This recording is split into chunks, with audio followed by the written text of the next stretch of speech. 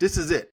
So, in this game Thursday night, I'm banking on Detroit, man, because their back's up against the wall. They're trying to stay in this division and in the playoff race. And so I'm going with Detroit in this game. Going with Detroit, huh? I think I'm going to go with Dallas on this one. I think the momentum, I don't think it's stopped. I think it's going to continue. The defense looks good. They seem to be more centrally focused on stopping the run. Quentin Williams in the middle, in the middle, I think he's a good run stopper, run stopping force, and they're getting pressure with just 4 men now. So they've kind of, gotten rid of Micah. They don't need that extra guy coming in. The defense looks stout. Dak is playing pretty good. You got those 2 weapons on the outside with Lamb and Pickens. The running game is average, but they don't really need a big, profound running game with those 2 receivers. The box is going to be light for the opponent. So, and the thing is too with the Lions, you talk about the Lions and that they're desperate. They are desperate, and ever since Dan Campbell took over the play calling duties, something just hasn't seemed right. Yes, they had some pretty big plays. Gibbs has been really a lightning rod for them at times, but if Gibbs doesn't go off, they're not winning. Yeah. They're not winning. So I think Dallas can keep him contained, not stop him, but I think they can stop him from blowing them up. And if they can do that, I think Dallas is going to be able to pull this one up. All right. Next game, man. We got and this is starting the Sunday games.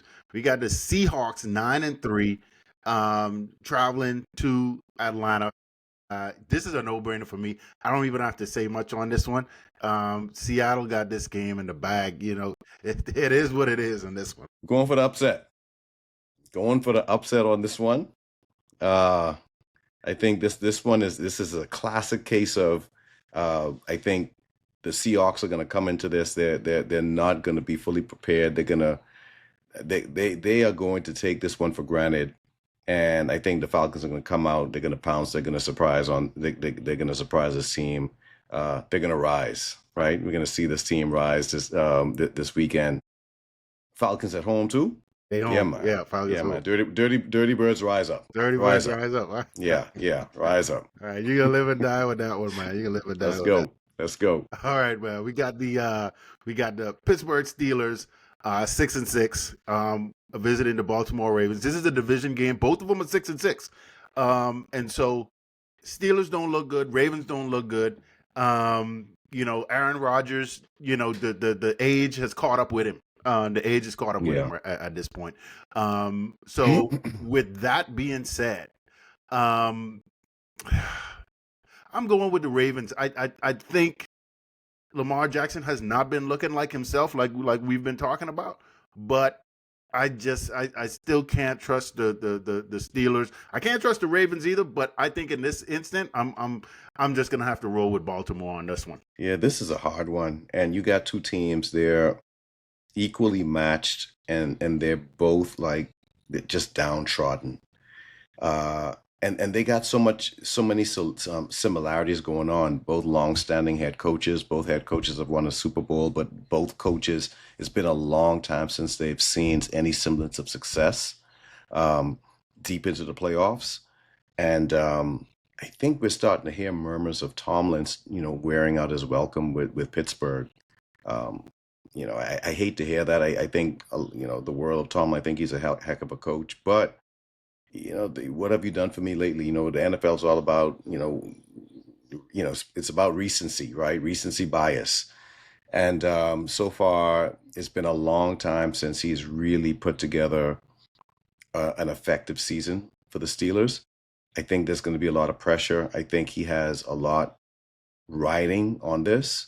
So I think the Steelers are going to pull this one out. They're going to pull this one out, and I'll go with the Steelers to win this game. All right.